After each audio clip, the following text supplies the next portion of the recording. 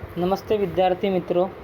आज हम हमारे हिंदी के पाठ्य पुस्तक में से दूसरी कहानी है जिसका नाम है वारिस कौन, जो विभा रानी जी ने लिखी है, उसके बारे में आज हम पठन करने वाले हैं। तो उसको आज हम समझने का प्रयास करेंगे। तो उसके लिए हमें वो समझना बहुत ज़रूरी है। तो ये जो कहानी है वारिस कौन, सबसे पहले इसका मतलब हम जान लेते हैं। वारिस यानी क्या? वारिस यानी हम प्रत्येक जन के घर में हमारे माता पिता कुछ न कुछ संपत्ति अपने बच्चों के लिए छोड़ते हैं। तो वो जो संपत्ति जिसे मिलती है वो उनका वारिस होता है, मतलब उसका कायदेशीर हकदार होता है। तो ये प्रथा पहले से चलती आ रही है। तो इस वजह से उन्होंने प्रश्न दिया है कि वारिस कौन। ये जो कहानी है ये एक राजा की कहानी है जिनकी 4 बेटियां होती है, और उनमें से चारों में से जो सबसे उपयुक्त, सबसे अच्छा कौन इस राज्य को चला सकता है, उसको वो वारिस का दर्जा देना चाहते हैं। तो इस कहानी को हम पढ़ेंगे और साथ ही में पढ़ते पढ़ते आपको समझ में आ जाएगा कि वारिस कौन, एक्चुअल में इसमें से वारिस कौन है, ये आपको समझ में आ जाएगा। तो सबसे पहले हम क्या करेंगे, जो इस कहानी का लेखिका है उनके बारे में हम उनका परिचय पढ़ लेते। विभा रानी, तो इनका जन्म 1959 में मधुबनी बिहार में हुआ था। तो ये जो लेखिका है, ये लेखिका का जन्म बिहार में हुआ था। परिचय देख लेते हैं इनका। तो ये बहुआयामी प्रतिभा की धनी है। विभा रानी हिंदी व मैथिली की राष्ट्रीय स्तर की लेखिका है। बहुआयामी प्रतिभा है, मतलब इनको एक नहीं अलग अलग गुणों से भगवान ने इन्हें नवाजा है। मतलब इनको अलग अलग गुण इनमें है, अलग अलग शैली इनकी लेखिका या प्रतिभा इनमें है, जो इन्हें राष्ट्रीय स्तर की लेखिका बनाती है। राष्ट्रीय स्तर यानी नेशनल लेवल की इन्हें लेखिका बनाती है। आपने कहानी, गीत, अनुवाद, लोक साहित्य व नाट्य लेखन में प्रखरता से अपनी कलम चलाई है। इन्होंने हर चीज़ में अपनी कलम का उपयोग किया है। इन्होंने कहानी लिखी है, गीत लिखे हैं, अनुवाद किया है, मतलब अलग अलग भाषाओं में से हिंदी में से दूसरी भाषाओं में इन्होंने उसका अनुवाद किया है। लोक साहित्य लिखे उन्होंने, जो नाटक है उसका भी उन्होंने लेखन काफ़ी प्रखरता से, मतलब मजबूती से किया हुआ है। आप समकालीन फिल्म, महिला व बाल विषयों पर लोकगीत और लोक साहित्य के क्षेत्र में निरंतर काम कर रही है, और आज भी ये निरंतर रूप से, मतलब कंटिन्यूसली काम कर रही है। महिलाओं के बारे में, बच्चों के भविष्य के बारे में, उनके जो सामाजिक विषय है उसको लेकर वो आज भी काम करती आ रही है। उनकी कुछ प्रमुख कृतियाँ दी है, जैसे चल खुसरो अपने घर अपने, ये उनकी प्रमुख कृतियाँ। इसके बाद हम गद्य संबंधी देखें। गद्य संबंधी में उन्होंने बताया है कि प्रस्तुत संवादात्मक कहानी के माध्यम से विभा रानी जी का कहना है कि हमें उत्तम फल प्राप्त करने के लिए समय और साधनों का सदुपयोग करना चाहिए। मतलब हमें जीवन में अगर सफल होना है, उनका कहना क्या है कि अगर हमको जीवन में सफल होना है तो हमें समय का सही उपयोग करना चाहिए, और सही चीज़ों का उपयोग करना चाहिए, और सही समय पर हमें उसका काम करना आना चाहिए। तभी हम जीवन में हमें उसका उत्तम फल मिलता है और जीवन में हम यशस्वी होते। अगर हम उस समय को अगर हमने मिस कर दिया या उसको हम बुना नहीं पाए तो हम जीवन में अयशस्वी हो जाते हैं। तो जो ऐसा करता है वो जीवन में सफल होता है। तो उनका कहना है कि जो अपने समय का सही उपयोग करता है, जैसे आप अभी छात्र हैं, अगर अभी आपने सही अपने समय का उपयोग किया, पढ़ाई के समय पढ़ाई की, खेलने के समय खेला आपने, तो आप जीवन में निश्चित रूप से, और बड़ों के आज्ञा का पालन किया, माता पिता के जो भी उन्होंने मार्गदर्शन दिया उसको सही रूप से उसको अपने जीवन में अमल में लाए, तो आप निश्चित रूप से क्या हो जाएंगे, सफल हो जाएंगे। ठीक है, तो अभी चलते हैं हम कहानी की ओर और कहानी को हम समझने का प्रयास करते हैं। ठीक है, कहानी को समझने से पहले हम बताते थे कि एक राजा था। कौन था? एक राजा था। तो ये राजा है, ये राजा था, एक राजा था। ठीक है, उसके 4 बेटियां थे। कितने बेटियां थे उनके? 4 बेटियां थे उनके। कितने बेटियां थे? 4 बेटियां थे। तो हम चारों बेटियों को देखेंगे। ये 4 बेटियां थी उनके, 1 2 3 4 बेटियां थी।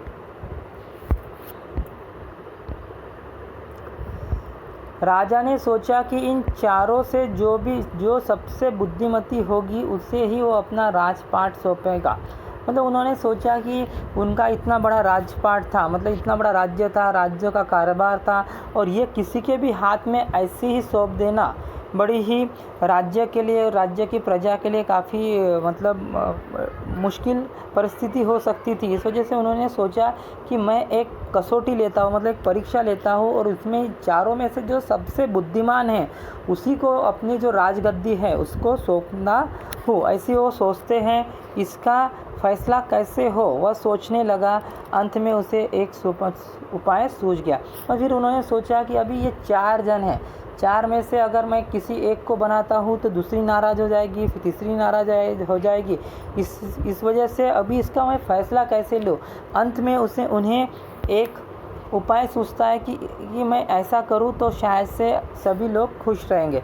उसने एक दिन चारों बेटियों को अपने पास बुलाया, सभी को गेहूं के 100 दाने दिए और कहा, इसे तुम अपने पास रखो और 5 साल बाद मैं जब इन्हें मांगूंगा तब तुम्हें सब मुझे वापस कर देना। फिर उन्होंने क्या किया, अपने चारों बेटियों को क्या किया, अपने जो 4 बेटियां थी उनके ये 4 बेटियां, उनको क्या किया, उन्होंने अपने पास बुलाया और उनके हाथों में 100 गेहूं के दाने दे दिए। और गेहूं के दाने देने के बाद उन्होंने उनको कहा कि मैं ये दाने आपसे 5 साल बाद क्या करूँगा, वापस ले लूँगा, वापस मांगूँगा। तब तक इस गेहूं के दाने को आपको क्या करने का है, संभाल के रखना है। कितने दाने दिए उन्होंने, 100 दाने दिए, ठीक है। तो ऐसे ही उन्होंने एक उपाय किया। गेहूं के दाने लेकर चारों बहनें अपने अपने कमरे में लौट आई। बड़ी बहन ने उन दानों को खिड़की के बाहर फेंक दिया। उसने सोचा, आज से 5 साल बाद पिताजी को गेहूं के इन दानों की याद रहेगी क्या, और जो याद भी रहा तो क्या हुआ, भंडार से लाकर दे दूंगी। तो उसमें से कुछ जो सबसे बड़ी लड़की थी, जैसे ये सबसे बड़ी लड़की है समझो, तो उसने क्या किया कि ये गेहूं के दाने क्या कर दी, उसने ये गेहूं के दाने खिड़की के बाहर उन्होंने फेंक दिए, क्योंकि उन्होंने सोचा कि 5 साल बाद जब पिताजी ये गेहूं के दाने मांगेंगे तब शायद तो उनको याद नहीं रहेगा। तो मैं क्या कर लूँगी, हमारे भंडार में जो राज्य का भंडार है उसमें तो बहुत धान्य हैं, तो मैं उसमें से कुछ गेहूं के दाने जो भी हैं वो पिताजी को वापस कर दूंगी। और उन्होंने वैसे किया। बड़ी बेटी ने वो गेहूं के दाने क्या कर दिए, खिड़की के बाहर फेंक दिए।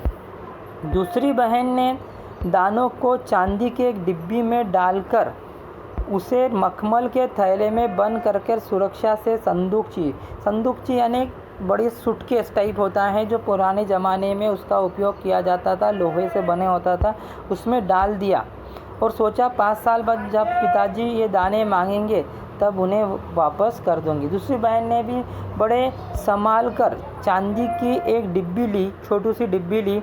उसमें क्या किया, एक मखमल के थैले के अंदर, मखमल से बना हुआ एक थैला था, उसके अंदर इसको संभाल कर ये संदूकची में क्या कर दिया, एक संदूक यानी एक छोटी सी सूटकेस में उसको बड़े संभाल कर उसने क्या कर दिया, उसे रख दिया। ठीक है, उसे बड़े संभाल के, ये संदूक होता है, इसमें बड़े देखो आप, उसने कैसे इसे बड़े संभाल कर इस संदूकची में रख दिया और सोचा कि जब 5 साल बाद पिताजी इसे मांगेंगे मैं इसे निकाल कर पिताजी को क्या कर दूंगी, वो जो दाने हैं वो आराम से दे दूंगी। तो इस प्रकार से दूसरी बहन ने ये किया। पहली बहन ने आपने देखा है कि दाने फेंक दी, दूसरी बहन ने बड़े सुरक्षा से उसे एक संदूकची में रख दिया। अब तीसरी बहन बस सोचती रही कि इसका क्या करूं। चौथी, उसको कुछ समझ में नहीं आया तीसरी बहन को क्या करूं, वो सोचती रही कि क्या करूं, उसने उसे वैसे ही रहने दिया। चौथी और छोटी बहन तनिक बच्ची थी, और चौथी जो बहन थी वो अभी थोड़ी बच्ची थी, नादान थी, उसे कुछ समझ नहीं था इतना, तो उस वजह से वो शरारती करना उससे पसंद था, बड़ी शरारती थी। बचपन से आपको बताया कि छोटे बच्चे शरारती होते, उन्हें उतना समझ नहीं था।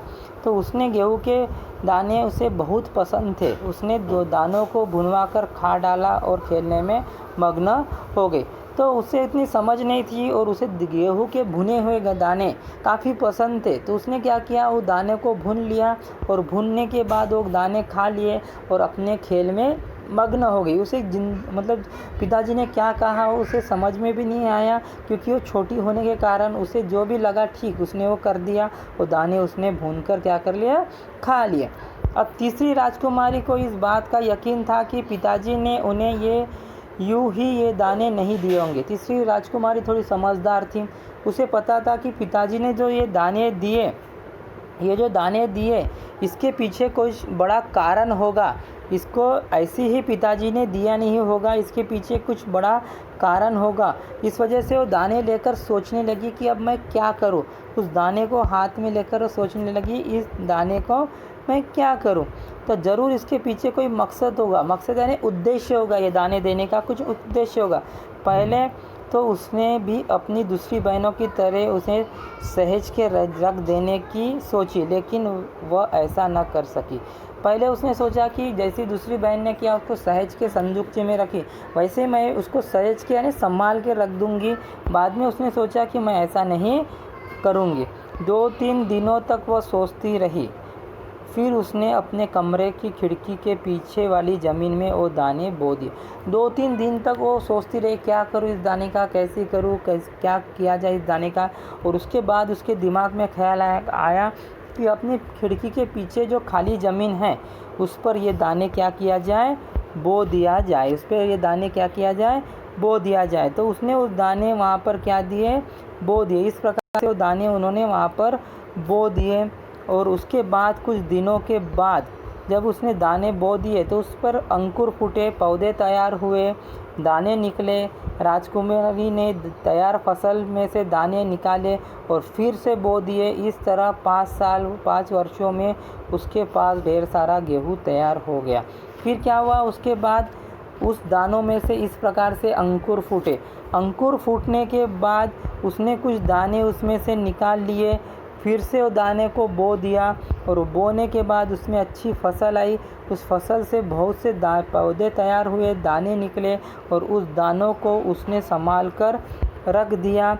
और इस प्रकार से उसके पास ढेर सारा जो ये था गेहूँ था वो क्या हो गया, तैयार हो गया। तो उसने बड़ी होशियारी से, समझदारी से उस गेहूँ का उपयोग किया। ये हमें यहाँ पर समझ में आ गया। बाकी बहनों की तरह उसने मतलब बिना सोचे समझे कुछ काम नहीं किया, सोच समझ कर वो काम किया। और उसी प्रकार से उसने देखा कि उसके पास बहुत से दाने जमा हो गए हैं। ठीक है। 5 साल बाद राजा ने फिर चारों बहनों को बुलाया और कहा कि आज से 5 साल पहले मैंने जो तुमको गेहूँ के 100 दाने दिए थे और कहा था कि 5 साल बाद मुझे उसे वापस करना, कहाँ है वो दाने। फिर 5 साल बाद राजा को याद आया और उसने फिर से उस चारों बहनों को साथ बुलाया और उनसे वो जो दाने दिए थे 100 दाने, उसकी मांग की और वो वापस उन्होंने मांगा। तो उन्होंने पूछा कि मैंने जो आपको 5 साल बाद दाने दिए थे वो दाने अभी कहाँ हैं। तो बड़ी राजकुमारी भंडार घर जाकर गेहूँ के दाने ले आई। आपको पता था कि बड़ी राजकुमारी तो दाने फेंक दिए थे, तो उसने क्या किया, भंडार घर जाकर वो दाने वहाँ से ले आई। और छोटी और राजा ने पूछा कि क्या ये वही दाने हैं जो तुमने मुझे दिए थे। तो उसको राजा ने पूछा कि ये वही दाने हैं क्या जो तुमने वैसे दिए थे। ठीक है। तो यहाँ तक हम आज देखेंगे, क्योंकि एक ही सत्र में ये कहानी पूरा करना और इस पर प्रश्न उत्तर देना ये सही बात नहीं होगी। इस वजह से हम आधी कहानी अगले पार्ट में पढ़ेंगे। अभी आधी कहानी हमने समझ ली है। आशा करता हूँ कि आपको ये कहानी समझ में आई होगी। इस पर आधारित कुछ प्रश्न यहाँ पर दिए हैं, ये प्रश्न आपको छुड़ाना है। ये प्रश्न देख लीजिए, ये प्रश्न अपने किताब में लिख लीजिए। और इस प्रश्न आज जहाँ तक हमने पढ़े हैं तो उसी में से इसके उत्तर आपको ढूंढकर लिखना है। ये उसके उत्तर कहीं बाहर से आपको लिखना नहीं है, उसी में है। जैसे मैं आपको कहानी सारांश में बता देता हूँ कि एक राजा था, उसकी 4 बेटियाँ थी। तो वो चाहता था कि उसकी जो राजगद्दी है और राजपाट है वो किसको देगा। तो चारों बेटी को उसने एक दिन बुलाया तो उनको 100 दाने दे दिए उसने गेहूं के। उस दाने देने के बाद बड़ी बेटी ने क्या किया, वो दाने फेंक दिए। दूसरी बेटी ने क्या किया, वो दाने सहेज कर एक संदूकची में रखे। तीसरी बेटी ने बड़े विचारपूर्वक वो दाने को बोए और 5 साल में उस दाने के उसने अच्छी खेती करके बहुत जो गेहूँ है उसकी पैदावार की। और चौथी बेटी ने वो दाने भूनकर खा लिए। इस प्रकार से हमने देख लिए। आगे की कहानी हम बाद में देखेंगे। ये जो प्रश्न दिए है इसके उत्तर आपको लिखकर मुझे भेजना है, ठीक है। और कुछ आपको इसमें समस्या है तो आप मुझे प्रश्न ज़रूर पूछ सकते हैं। धन्यवाद, ठीक है।